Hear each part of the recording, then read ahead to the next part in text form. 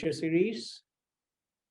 Now, as you would note, the sheet consists of the Sanskrit text, the translation. It also has a small invocatory prayer, which is tradition we would follow before any study of this nature. So I would request you all to join along with me so that let this whole hall reverberate with the invocatory prayer. At the same time, every morning before the class, we will chant 6 verses. Today, we will chant verses 54 onwards, 6 verses. Couple of days from now, once we have covered the text, we would chant next set of 6 verses and so on. Now, the text we are covering is the Sthita Prajna portion. It has 18 verses, okay? So we will chant Om thrice together and the invocation followed by chanting each verse once together. And then we will get on with the text. We are delayed today for obvious reasons. We have started today at 8:20. So Lalitji, permit me to conclude by 9:20. Thank you. So let's get on with it. We'll chant the invocation.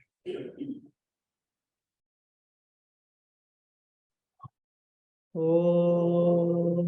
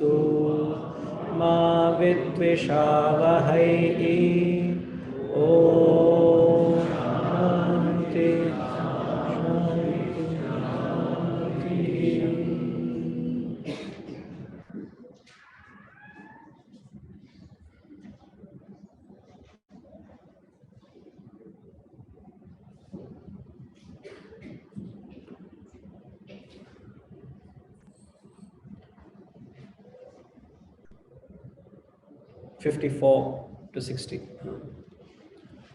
Arjuna uvacha sthita prajnasya ka bhasha samadhistasya keshava sthitadi kim prabhasheta kimasita vrajeta kim.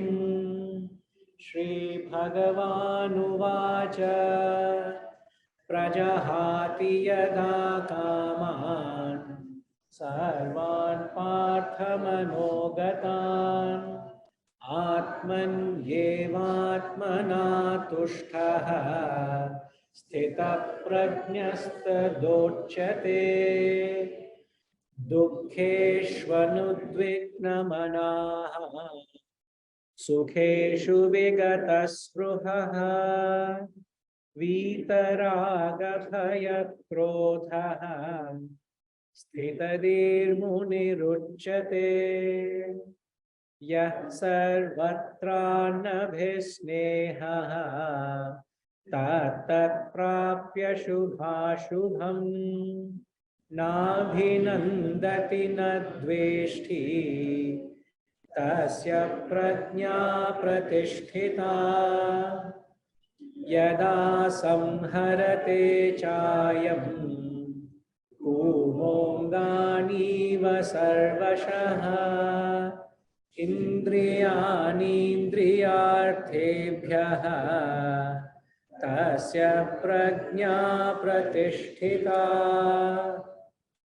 vishaya vinivartante niraharasya dehinaha rasavarjam rasopyasya param drishtva nivartate yatato hyapi kaunteya purushasya vipaschitaha indriyani pramatini haranti prasabham manaha.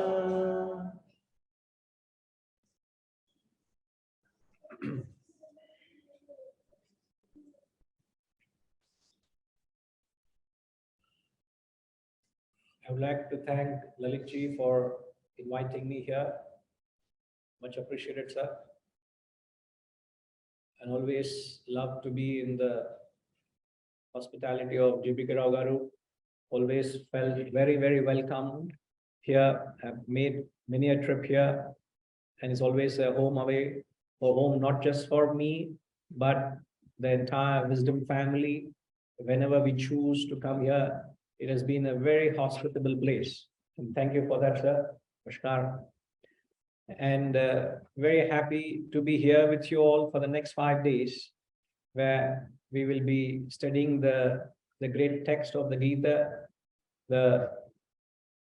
In fact, if you ask me, the 18 verses, am I very clearly audible to all of you? No issues? Okay. So these 18 verses of the Gita are the gems. As you know, the Bhagavad Gita consists of 18 chapters. It runs into over 700 verses of chaste philosophy. And if you have to pick up any selection from that 700 verses, 18 chapters, it is this concluding section of the chapter 2. These are real precious gems.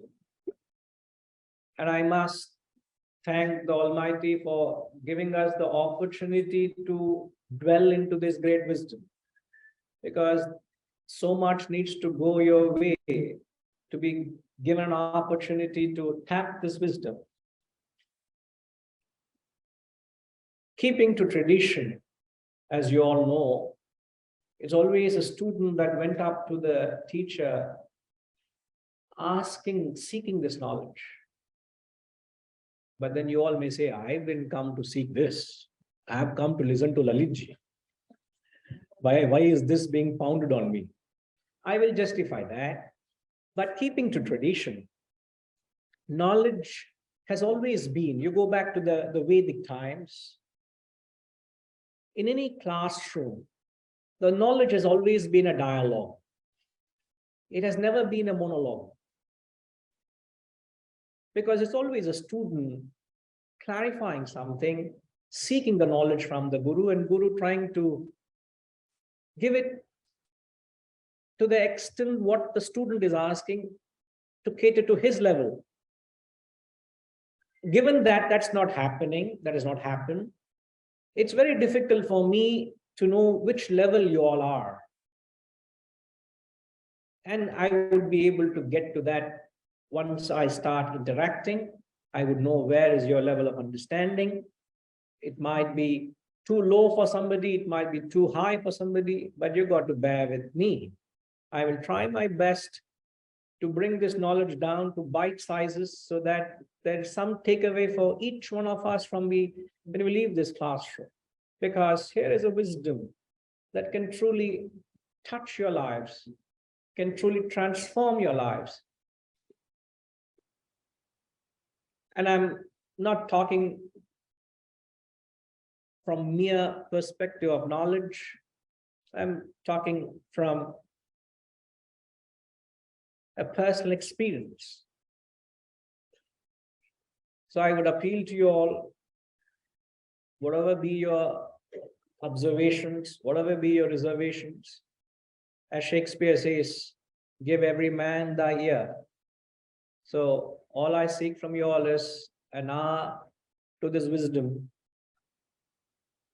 and the rest is left to providence, what it can do to our well-being. So, as I said, it's not I want to talk to you. I want to actually talk with you.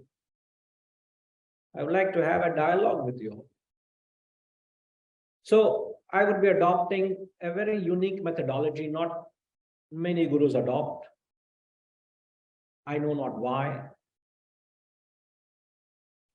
The methodology I adopt is to draw out knowledge from the student, rather than thrusting it or pushing these views onto you and say, write down, write down. Every classroom you find, right from the younger days, we've always been jotting down volumes of notes and material, and then you're left to make sense of it, process it. In one of the workshops I was doing, a corporate workshop I was doing, a young lady connected with me after the workshop and she said, Guruji, the number of questions you asked in this workshop, and you had a one-to-one, you clarified asking me answers as well. I don't think in my entire education career, any teacher ever asked me so many questions.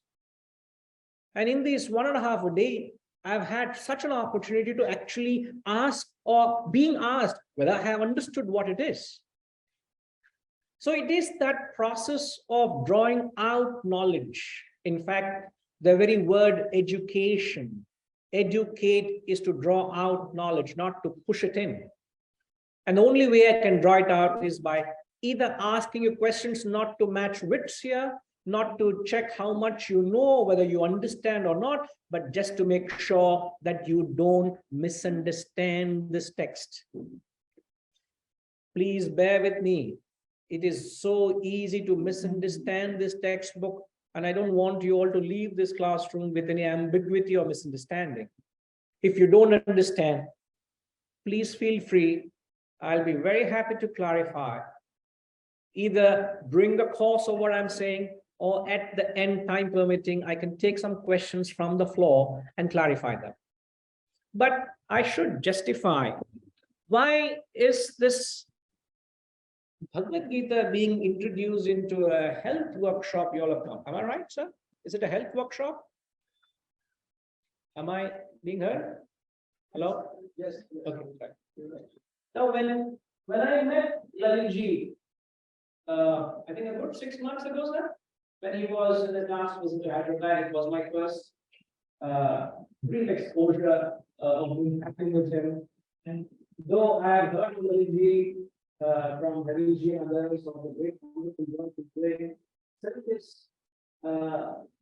service to change lives of people, but when he was introduced to a student of mine, Ramaji, and got an opportunity to meet him, and he said, I find a great relevance of this wisdom in the workshop that I do.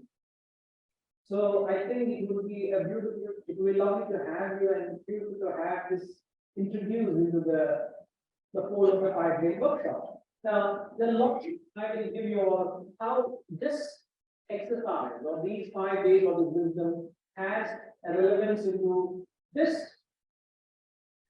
process you're enrolled for, and how it has a relevance much beyond these 5 days in your life. Now, I hope you all can see what I write here.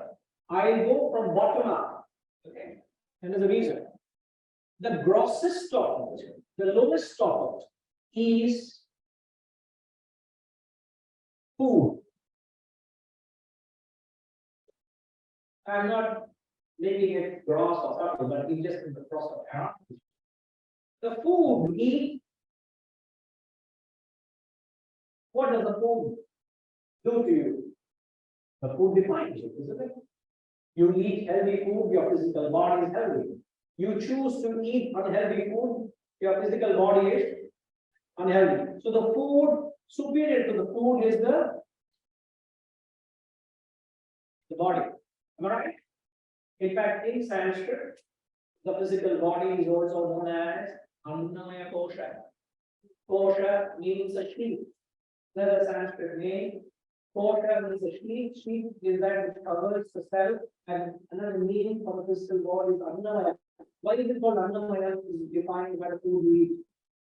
So you are going to be given some healthy, nutritious food for that. And the brief introduction you heard from Lilith yesterday in the workshop that it does for these 5 days. The course of the 5 days, the quality of the food that you're given instantly starts bringing down your levels of the diabetes or your blood pressure or your blood sugar. Instantly your body starts responding to the food you put in. So the type of food you eat different determines the kind of body you have. Whether the body has healthy food, healthy body. All right. Now, what controls the body is the mind.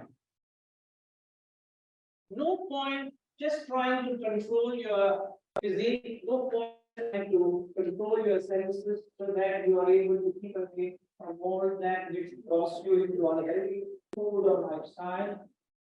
But if you are able to bring about a certain discipline at the mental level, it is the mind that controls the body, and the body that automatically controls the food. Means the senses are under perfect control if you have your mind under control. So it's not trying to control the senses, it is something that the mind that controls it. Now, what is it? In Sanskrit? The Sanskrit term for the mind is called manas. It's the mind in it. Now, superior to the mind, that which controls the mind is the intellect. And the Sanskrit term for the intellect is buddhi. Harishi, I'm sorry, I think this online group will be lost because I'm writing something. Are they able to hear me? Check with them. Yeah, they are. Most of my students who are making the opportunity, they're online, and I've gone off the screen, so they wonder for a moment I forgot. They okay? Just try check with them that they are able to hear. So it is the intellect, the buddhi, that controls your mind. It's the mind that controls your senses. And once your senses are controlled, that automatically reflects in a healthy body. Okay? And that controls the food you eat. Now, what is it that controls where is this buddhi born on? The buddhi is born out of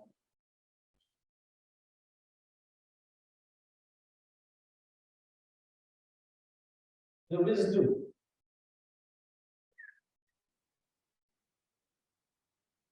So the wisdom that you have, what is wisdom? Wisdom is not bookish knowledge, is not mere erudition or scholarship, is not how well versed you are with the scriptures or how long you've been associated with scriptural texts or study. That doesn't matter. In fact, the Shastras say, I could be an illiterate and yet I could be wise. They portray men of wisdom who may not be men of words, but they're very wise. And on the contrary, I've seen so many people well read, very knowledgeable, but no head on their shoulders. They're not wise. Herbert Spencer was once asked, was he a voracious reader?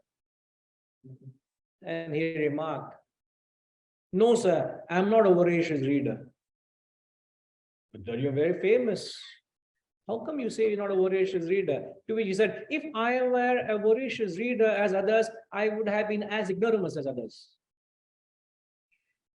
Just because you're well read doesn't mean you're wise, my dear. That's what Herbert Spencer is saying. So you must differentiate between jnanam, which is knowledge, and vijnanam, which is wisdom. It is the wisdom that you gather from the knowledge, gives you the strength to be able to put your mind in its place, control your senses, and thereby bring about a perfect life of discipline and control over your senses. And is this element of wisdom that will play a quintessential role in bringing about a control over the food and the lifestyle that you lead. It's not what you do these 5 days that matter, what you do beyond these 5 days that really matters, isn't it, sir? Isn't it? Are you all with me? But if you have to continue this thereafter, you need to have something within you drawing you to it, isn't it? Here, it's all well choreographed. You don't have to worry, everything is taken care of, but not back home. So just for those who don't know the backdrop of the Gita, as you know, Arjuna was in a serious neurotic state. He was completely overwhelmed with emotion because he became emotional. As you know, he was preparing for a war, which was righteous war. Rightfully, he was fighting for a cause. But when the appointed time came, he couldn't fight. He collapsed. To a man who collapsed, who couldn't face the challenges, and he was not an ordinary soldier, he was a celebrated warrior. He was one of the leaders of his field, he was one of the greatest archers of his times. He's like one of the biggest business tycoons you can think, or one of the greatest sportsmen, collapses when the time he has to perform. It's like saying Usain Bolt, who is the king of sprint, and that guy is preparing for Olympics, and the time comes just before the race is starting, the flow collapses. I'm gone. Oh, what is it, man? The whole world is anticipating, everybody is tuned in. There's such a collapse. So one of the greatest of warriors collapsed. And to a man who couldn't handle his challenges, who was paralyzed, he was in a neurotic state. To him, this Bhagavad Gita was given.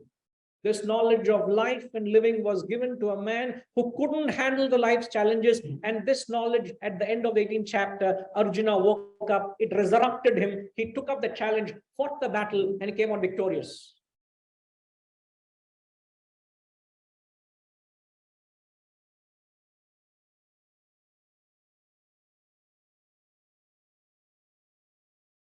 Now,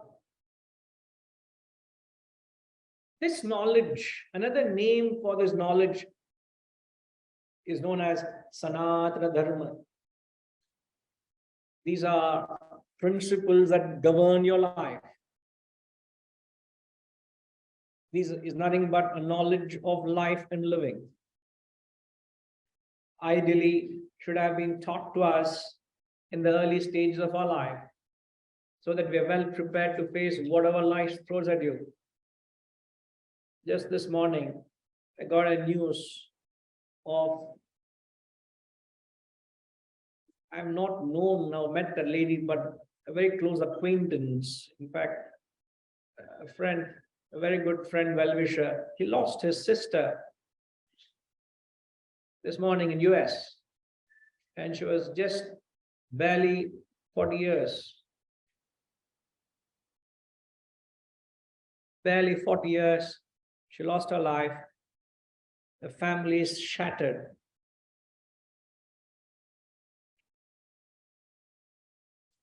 What guarantee you give yourself and give to others that none like that would happen to you? What guarantee life has? No guarantee, isn't it? I can collapse on the stage right now, the next moment, no guarantee. God be with my family, how will they face that tragedy? Reality of life, sir. I'm not over philosophizing. Reality. the last few weeks, to be frank, I've just been sending quite a few condolence messages. It's just been that time of the year, or that time where you have lost so many of my known and acquainted ones in the family.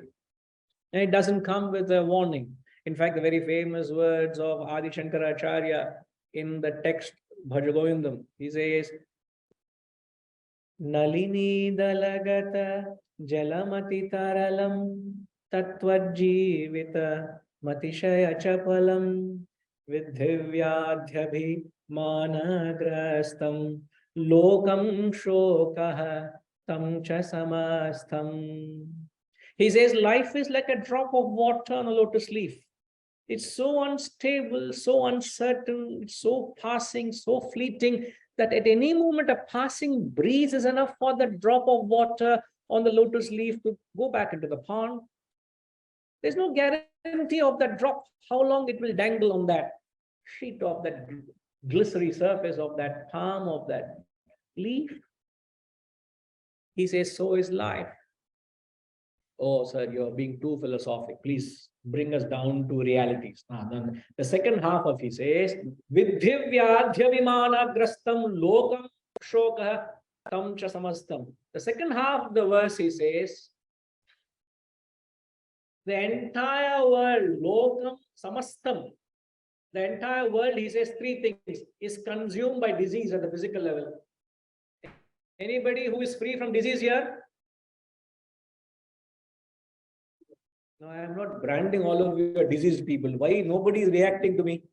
Sir, you just because you sit on the stage doesn't give a license to say whatever you want. No, at least you can go throw the hands and say, nothing wrong with me. You could have had something because of age or any other factor. But the problem with most people, is not the disease. The problem is they think they're healthy. If you really have a disease, there's a solution. But many people who think they're healthy are actually unhealthy. Am I right, Liliji? Far from health. If my grandchild is chubby, child is healthy. If the child has shed some weight, you don't know what is happening. Put little more ghee into the food and feed the child, because chubbier, the healthier. And Manasama is doing that perhaps to the grandchild. Therefore, she is laughing. She's a student of mine, so I know her what she's doing. So he says there, the entire world is consumed by disease, is conceit, is smitten with sorrow. Three things he says. At the physical level, there is disease. At the mental level, there is sorrow and suffering. At the intellectual level, there's conceit. Vidhivyadhyavimanagrastam lokam shokah tam cha samastham. It's not my saying, sir. The great Adi Shankaracharya established it. And I am very certain the times and then what he factored it is far more real or magnified today. Isn't it?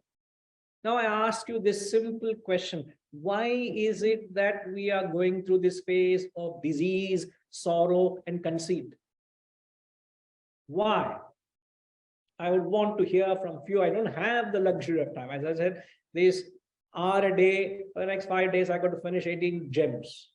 I'm just giving you a little introduction so that it prepares you. You also know what kind of a speaker am I going to listen to? What is he going to say? I'm just preparing the ground for your own understanding and my own understanding, because we have to see each other whether you like me or not. I have already unpacked my bags. So I'm going to be here for the next 5 days. Whether you like to see me or not, you will be seeing me.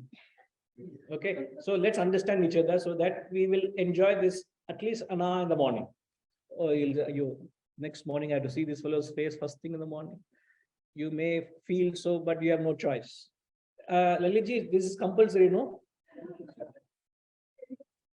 Before he changes his mind, I have said it. Now, tell me, why is the world suffering? Can you tell me? Ignorance, lack of knowledge, desire. Wonderful. Any more? Materialism. All right. Not wrong. Sorry, sir. And there is that avarice or greed for wanting more, right? Connected with the worldly things. We're always connected with the world. We're not connected with it, with the self. Absolutely right. Sorry? No, nobody wants to die. But the question I'm asking is, why is the world? I'm not talking of a society which is being deprived of facilities and amenities. I'm talking the most developed societies today in the world are suffering with disease. And I know the mental state of minds of people because they come and open up to me. And I've been close to over 3 decades. In fact, over 3 decades in this field, I know what I'm talking. And every other day, somebody opens up and tells what's happening within their mind. It's not how presentable you are, but what's the state of your mind? And I know the state of mind is absolute chaos. It is in a chaotic state. So the mind is in a very unhealthy state. It's a fact of life. I'm not a psychologist, but I've given lectures to psychologists. So they don't know how to deal with it. So it's not about whether I'm a certified psychiatrist or not. And I don't get into that kind of a thing, a counseling, but people come and seek advice and they open up what's happening. In fact, once a student of mine from Malaysia, she came up and said to me, and it was a shocker. She came and told me, Guruji, I knew what challenges she was going through, but nothing to make so much noise about. There's some quibble and quarrel with the husband and that, and this always goes on. She said, Guruji, I have not told this to hardly anybody, but I've tried to commit suicide twice. I said, what? I look at you, you don't look like someone who has tried to commit suicide twice. So obviously she doesn't know how to deal with what life has put her through, isn't it? Now, taking from what you all have said, one reason why you find there is a suffering, pain, sorrow, disease everywhere is because we have not embraced the wisdom. All of us have given a ceremonial place to these great textbooks in our lives. It has got a ceremonial place. In fact, just before you all came in, I don't get your names. Ravi ji came up to me and said, you don't mind me quoting? He said that we all have many texts of Gita from many authors, but I must confess, most of the time it's always in the prayer room. And if at all we do get a chance to look into it, flip a few pages, at best a few verses, and then we put aside and we forget about it. I don't know, I'm not able to, not his personal self. He's saying the Gita is just a ceremonial place. It has become a post-retirement, pastime, part-time exercise. Nobody understands that the Gita is a manual to life. Here is a text which gives us the know-how, how to deal with what life throws at you. And you bypass this manual, you pay the price. I'm trying to appeal to your reason, sir. Do you know, you should know how to live before you enter the arena of life, isn't it? Don't you learn the skill of driving before you learn and practice and perfect it? Even you want to play a particular instrument or play a particular sport, don't you need to learn how to do it and live it and practice it? What makes you believe that living is a natural process and you can perfect it without knowing how to live? Nay. The biggest blunder, I keep saying, the biggest blunder of humanity is not to heed this wisdom. And these great men of yore have left a treasure house of wisdom, and what we have done, we have given it a ceremonial role and left it in the sanctified place of your home, not wanting to learn and imbibe these values, because here is a knowledge which gives you the capacity how to deal with whatever life throws at you. Whatever. Believe me, all your problems that you may have are mere pinpricks. Is some of you who have given the blood sample this morning, is it bothering you beyond discomfort now? Do you even recall that you gave blood? Do you feel that poke? How many of you gave blood this morning? How many of you feel your pinch in the arm right now? Huh? All your problems will be only pinprick. Now it's a mountain on your head. You can't deal with it to a point where you want to end your life. It will be a mere pinprick, my dear. Now making it a mountain of a trouble because of your own lack of ability to deal with it. And why you can't deal with it? Because you lack this wisdom.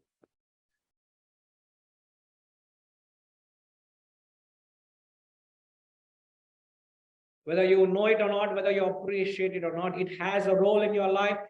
In fact, I ask you this simple question: is oxygen important in your life? Yes.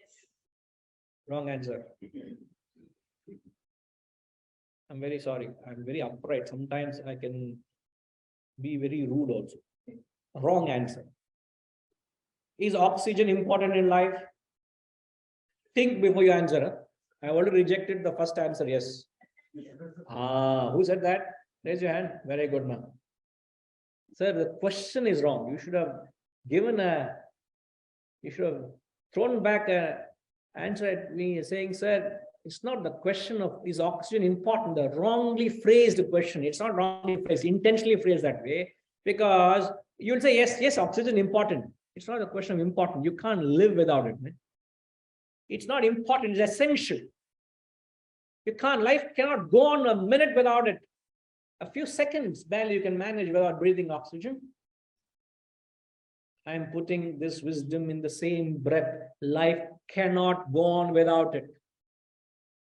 You may not accept it on reason. At least give the benefit of doubt, accept it on faith. Have faith in these great men and faith in these great teachings.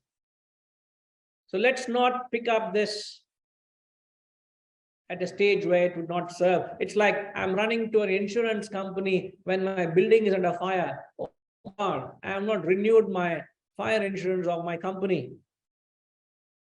And when the building fire is blazing and consuming my factory, I'm rushing to the insurance company. Hey, please help me. There's nothing doing, sir. You can insure for your next factory. This factory is written off, close. Because you're not insured, you'll not get anything. But when you insure, do you want to claim your insurance? Have you ever moaned and said, oh, how much medical insurance I'm paying, but I never ever got admitted in the best of hospital, the best of insurance I'm taking, but never admitted. Would you ever say that? Urgent family meeting. What? I think we all should claim our medical insurance. They think something is wrong. Cuckoo with you this morning. What has gone wrong with you? I mean, you want to get admitted in the hospital and claim your insurance? Have you gone out of your mind? Are you out of your senses? Nobody, sane fellow will want to claim their insurance, but no sane fellow also will never not insure himself.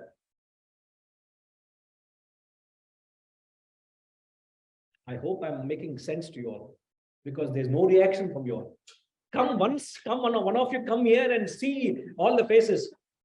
No reaction, neither a smile nor a frown. Said, what is this? Am I talking to piece of wood or stone? Oh, you all actually, what are you all? I must stand up and say, you all Sthita Prajna. Because he says Sthita Prajna is one who is not affected by joy or sorrow. Dukkha or sukha. Dukkeshu anudvigna manaha. Sukheshu vigata spruhaha. Like that state you all are in.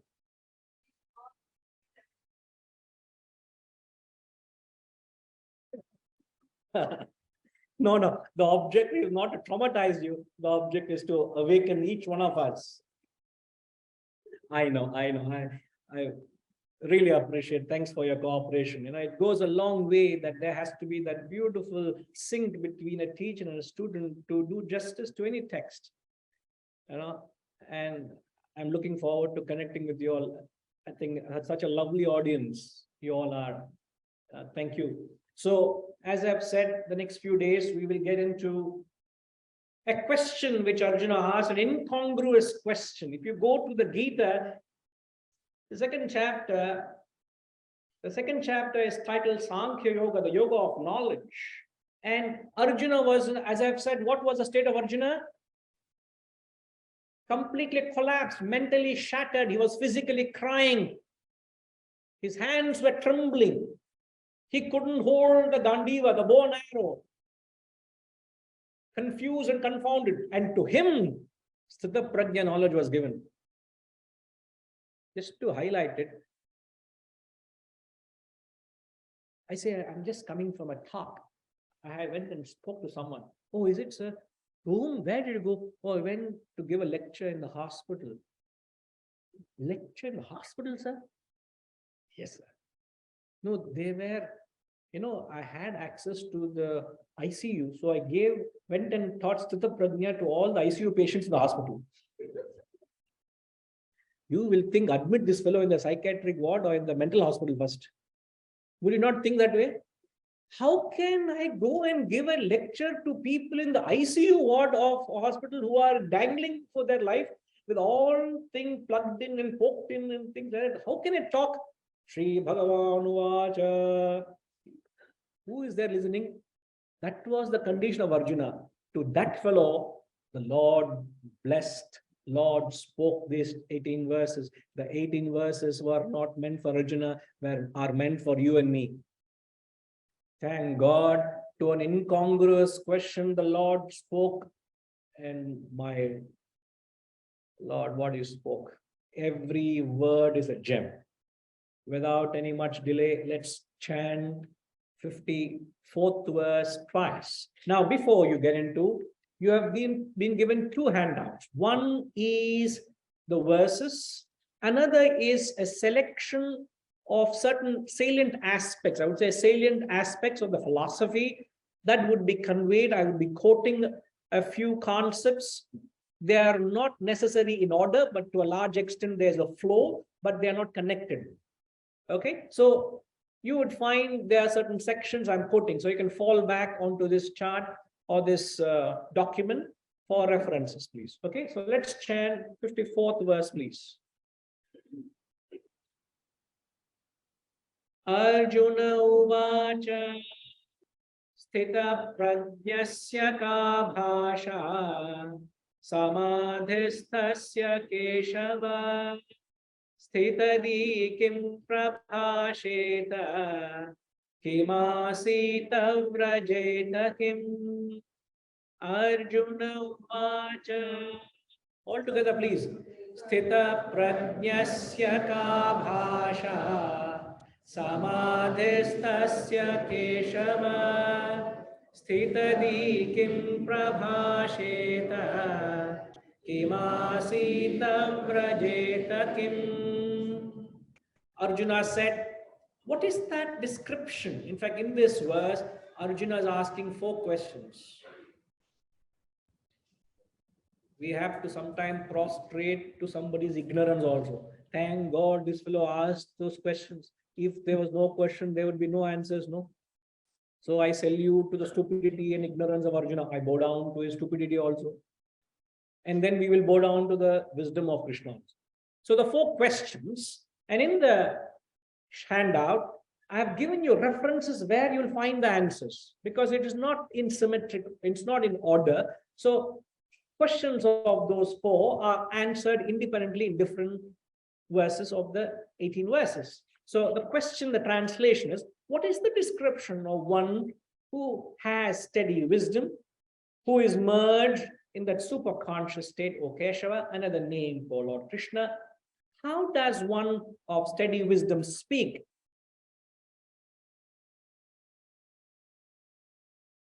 Kim Prabhashena. How does he speak? Kim Asita. How does he sit? Kim Vrajeta. How does he walk? Oh, now I know how stupid Arjuna was. Because what are you asking? Are you really interested? Does he sit with his legs crossed, or Padmasan, or Vrikshasana, or which asana? Especially for some of you who are doing yoga for the first time, this is all what asanas are all these? Asana. So does he sit in Padmasana or the Padmasana or Vajrasana, or does he? The best asana is Shavasana. So does he spend time in Shavasana? What is it? What does he do? So it's not his physicality, it's not asking his physical. There's a deeper meaning. So if you get to the document says, what is the nature and characteristics of an enlightened soul? So the first question, Kim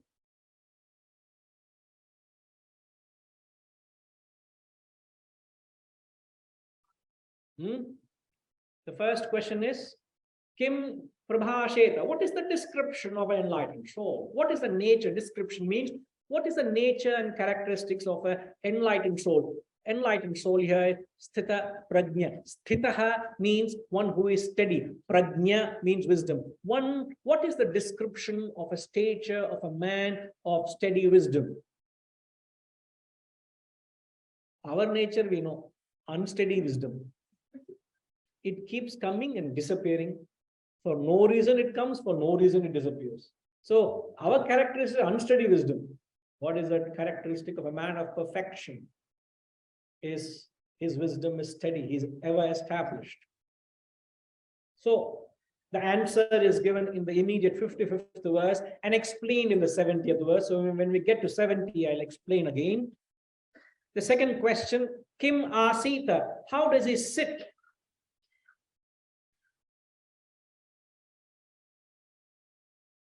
How does it sit means when he is within himself, what is happening within him? When you are sitting, you are not in contact with the world, isn't it? You're by yourself. So what's happening within him? Kim Brajeta. What is? So that was the third question. The second question is, how does he conduct himself? Kim Prabhasheta. And then the fourth question, how does he contact the world of things and beings? How does he contact the world? Speech is one of the organs of action. So how does he speak? How does he talk? How does he walk? Means how does he carry on his life? What is the recognition? What is the trademark of a man of perfection? Because with putting the text aside, if I have to ask each one of you, what is your understanding of perfection?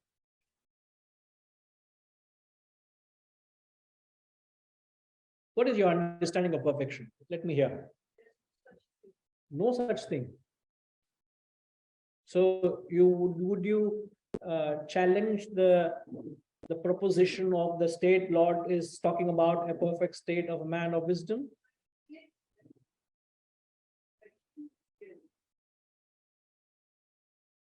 All right, but the journey has to lead us somewhere, isn't it?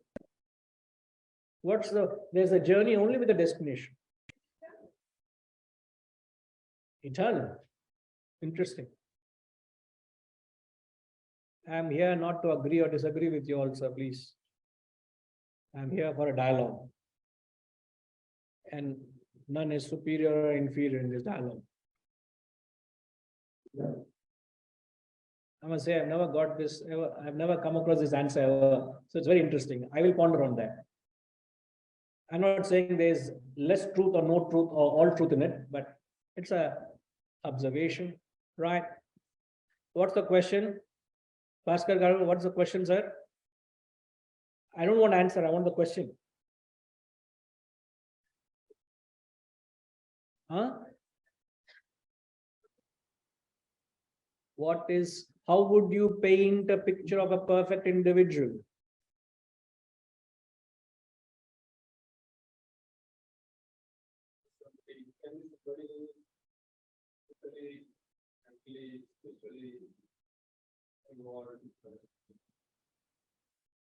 Certainly evolved, but again, evolved is a generic term.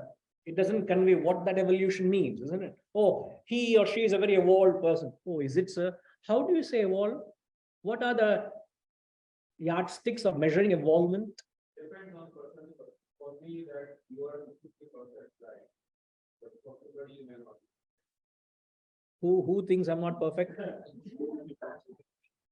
He is very dear to me now. He is my friend. Now, who thinks who's not? Otherwise, so here he is painting a perfect picture. And this has been there from eternity. This is immortalized. The truth which the Lord gave. Ma, I don't know your name. What's your good name, Ma? Puja Ma. The Shastras. I'm not talking of any specific religion. All religions talk of self-realization, God realization as the very purpose of human endeavor. The very purpose of a human life is to know thyself. And one who has reached that rare exalted state of self-realization has attained perfection. Would you mind using the mic, please? Can you pass the microphone, sir, so that you're audible to everybody? Thank you. Could you on it? It's on, right? Is it working? Yeah, now it is. So we then say that self-realization, if that is the destination, or I'm not sure if that would invite self-actualization, the same motion. If motion is the destination, it doesn't come easy. Which is why I'm saying that in this lifetime, the journey looks like it's eternal. I do understand that the end goal is motion. So, but the journey is so long that it's almost like you can't see the end. But in theory, in principle, I understand the concept of motion. I knew you would agree with me. So I agree with you beforehand. You are actually right. Perhaps the journey is so long that you don't even know where the destination is. But the accent is never on reaching the goal. The accent is always striving to reach the goal. It doesn't matter how far the goal is. The accent is, am I striving to get there? It's like your child is gone a long drive. Your child calls you and says, Mom, I don't know where is my goal, my destination looks very far. It's saying more 400 kilometers or 200 miles to travel. What would you tell your child? It's also pretty dark and it's getting, evening, there's hardly any light. I don't know. What would you say? You say, my headlights of my car can only light up to maximum 100 meters. But I have to travel 400 kilometers. How do I travel, Mummy? It's getting dark. I don't know where to go. What would you tell her? Beta, keep driving. Every effort you put to drive, the next 100 meters are lit. Right up to 400 kilometers, it will be lit. You may not know the 400th kilometer, the point of destiny, but you can see 100 meters clearly, aren't you? Just keep driving. It will safely take you to your destination. So you should never lose hope of, will I reach the goal? You must draw inspiration from striving to reach the goal. What can I do today? What should I do now? What can I do this moment? So this knowledge, even though he paints a picture of a man of perfection, each one of us have to bring it down to our level where we are. Some could be at 20%, some could be at 40%, some could be at 80%. If anybody is 80%, my prostrations to them. We are very highly evolved state. But wherever you are, bring the concept so you will see the answers. I will get to the answers tomorrow morning when you're fresh.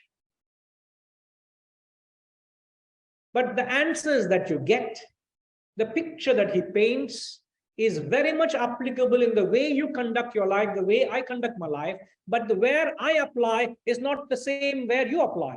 So what is differing in all of us is degree, not kind. All of us are differing only in degree, madam, not in kind. All of us are marching towards the same goal of self-actualization, self-realization. In a layman's term, they say, if I ask you from a layman's perspective, don't philosophize, a layman's perspective, what is the fundamental purpose of whatever you do in your life? Why? What is the purpose for which you've come even here to this resort, to this event? Why have you come here? What is the purpose? Oh, the purpose is for a sense of purpose. I am excited to be with you all tomorrow morning. I don't know I'm able to sleep well tonight. I have never got this answer also ever in my life. My God, what clarity, what clarity. You all are blowing me away. Sir, please tighten me this chair to the, I might be blown away with answers. 80%. 80%? His knowledge is 80% rating. Achieved everything. Absolutely. What is the purpose of life? Bliss? Don't tell me self-realization. I'm talking from a layman's perspective. Would you say, if I'll ask you, Mama, what is my purpose? You say self-realization. Your daughter will look back to you, what are you talking, Mommy? Every action, every endeavor, every purpose of life is to seek happiness, isn't it? You choose to do many things, you choose not to do things, but with the purpose of finding happiness. Now the question is, how happy are you? Try to tell the child the purpose is happiness and It's like you're telling an elephant to climb a tree. So everybody is not designed for everything. Why are you gauging a child just because the child doesn't have an aptitude to mathematics? You can't judge a child just because a child has no aptitude for mathematics. That doesn't mean you allow the child to operate on emotions. If the child is in the 3rd or 4th grade or 6th grade, till you go to specialization of a particular field, there's a basic education all of us have to go through. There you have no choice. Even though you know clearly that my child or grandchild has no aptitude towards mathematics, he or is designed more towards science. You can say so. But, sorry, it is not easy. A lot goes to the teacher.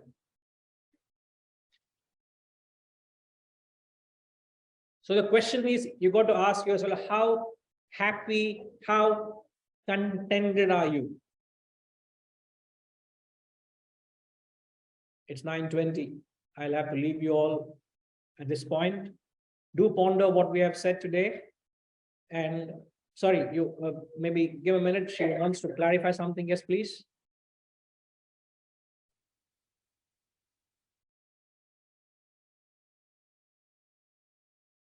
Mark, can you use the microphone? I can't hear you clearly.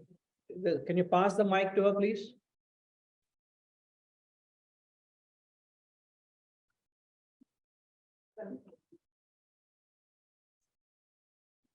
Hello. Yes. I was just asking why is education and the material world and money, why is it important for happiness? If you just live in a border and be a place and stuff like that, and then ask the world. Why? You said that basic education is necessary, but why did? Because that is the intellect, right? That's not the system. Which is giving you wisdom? Education, what you learn in school is giving you intellect, right? I didn't say that. What you get in education institutions is not intellect. Glad you asked. What the best of education institutions? I was hearing of Harvard this morning from you. You're talking of Harvard, where are you, sir? The best of education institutions, what they give you is intelligence. And what is intelligence is nothing but mere transference of information from one to another. So what you get, I'll complete the picture. So when you gain information, you can become a professional doctor, engineer, or a scientist, or whatever it be. It could be architecture, it could be a fabric designer, it could be whatever you are. So when you have knowledge which you gather from schools and universities, it helps you to remember this. It only helps you to make a living and make money. That's all. I have knowledge of medicine. I sell my knowledge of medicine to those who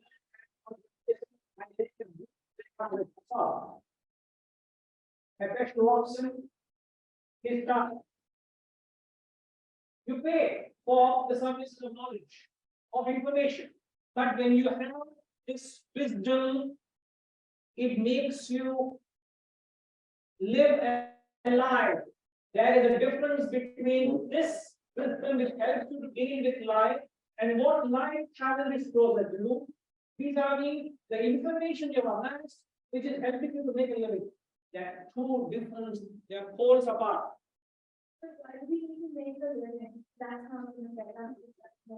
No, because you need to have a food to eat. You need to live because that is the primary requirement. What are you advising to her? Pujama? Game of bills.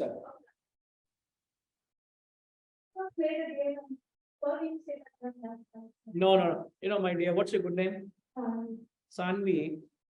The difference between an animal and a human. An animal has got whatever it needs for its survival right from birth. Not the same case with a human. Providence has given an animal, like a fish doesn't need to go swimming classes. A chicken will automatically, the moment it's born, it knows what to eat, what not to eat. The nature of a carnivore is by birth, a carnivore is a carnivore. The moment a king cobra, the little ones are born, it has got a poison to kill any human. The moment it comes out of the egg, it hatches, it has got the defensive mechanism, it has got the skills to live. Its mother never ever teaches how to live in the wild. The moment it comes out of the egg, it is open in the wild. Who has given the knowledge of life and living to all these animals? In the wild, you see, in the savannah, a wildebeest or a deer is born. The moment it's born, in a matter of few minutes, it has to keep in pace with the herd, otherwise it's gone. If you were not attended to, if I were not attended to at birth by the nurse, and if the mother's milk was not there for me, I would not be sitting here. You're gone. But yet a human being is far, far superior to an animal because the human being has got the buddhi, the intellect. No animal can think, my dear, but a human being can think. And a human being without the wisdom and intellect is far inferior to an animal. If you don't have a head on your shoulders, for God's sake, you are not living up to the dignity of a human being. So what makes you a chef d'oeuvre, a masterpiece of creation is the wisdom and intellect. All right? We'll come back. Please get your questions, your thoughts. We'll have an opportunity to dialogue, but I credit you for the wonderful thought, Ma. Beautiful. All right. Thank you very much. We'll conclude. Yeah. We'll just conclude the class with the invocatory prayer. Okay? You don't mind.